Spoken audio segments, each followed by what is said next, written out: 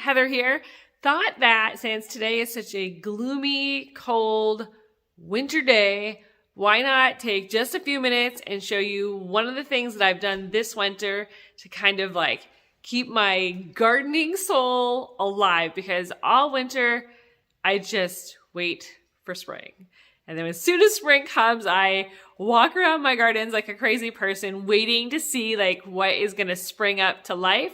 And this year I decided I'm done waiting for spring. I'm going to bring the outside, inside. As you can see, I have lots of houseplants and I love them, but I did a few different ones this year that I could never even grow outside. So I'm going to take you through the house and I'm just going to show you some of my favorites. And then if you stick with me, I'll walk you down to my grow room, because I decided this year I was going to have a grow room. So here we go. First one's first.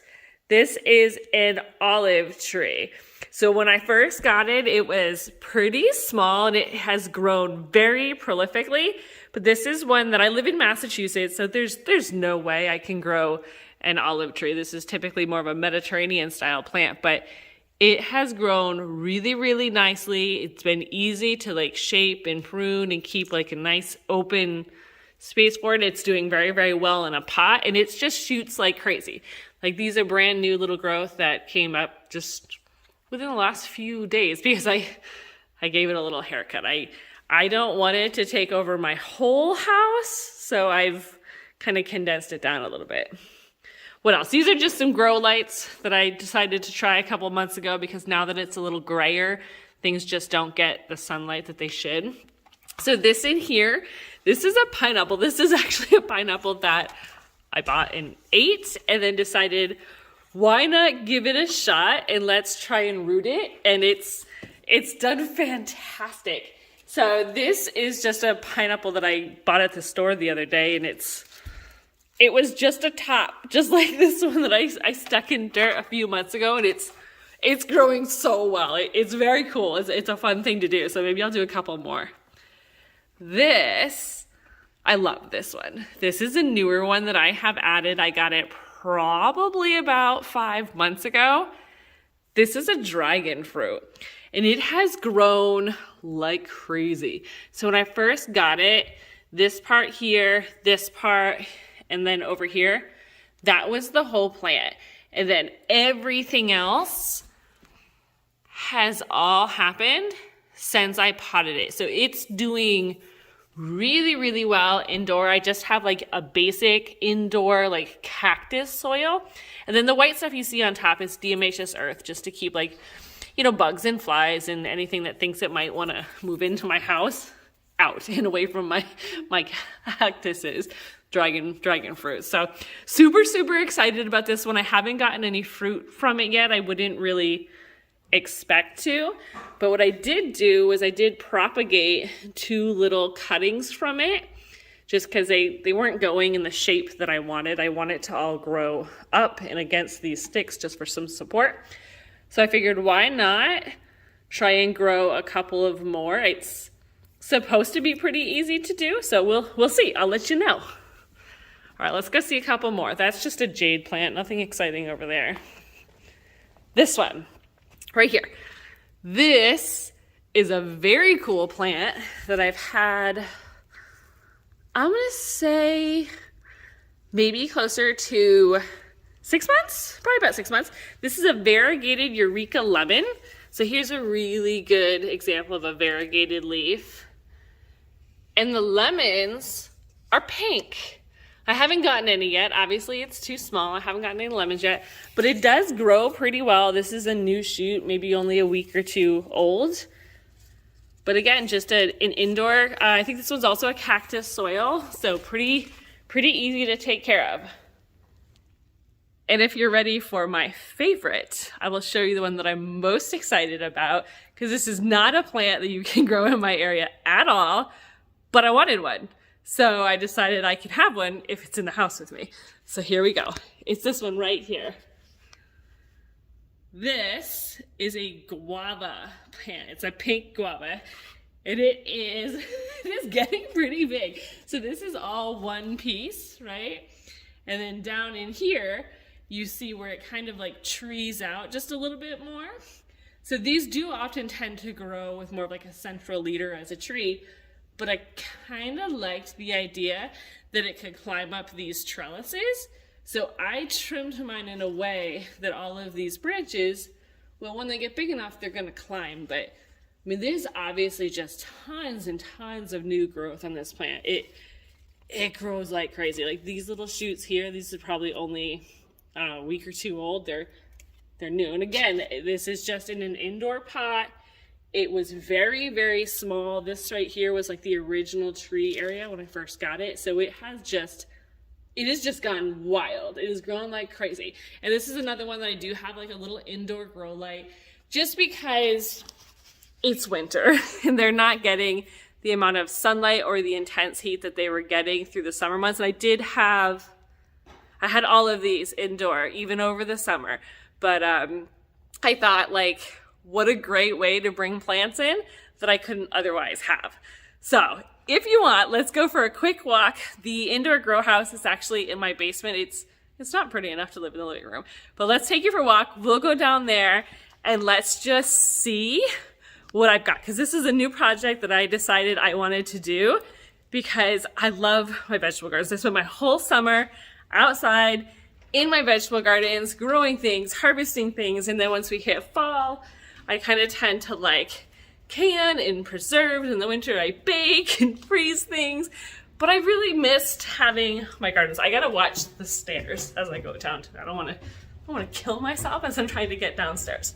So let's go to my basement and I will show you the grow tent. And the coolest thing about this, because I've like debated it for a while, I know they're pretty popular, but I've never had one. I've always grown everything outside. My basement's not very clean, but this is because this is where we work out.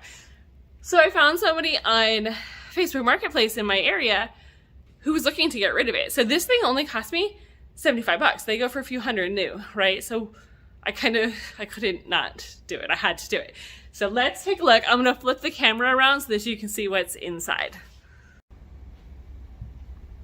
So this one's about 5 by 5, which when I got it, I thought it'd be a little bit small for what I was really looking to do.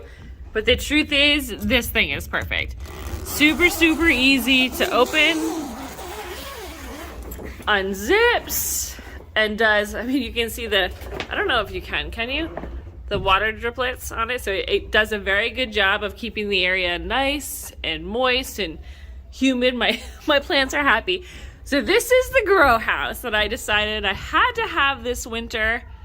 I've got all kinds of things in here, and I'll give you a quick walkthrough as to what I'm growing in a minute here.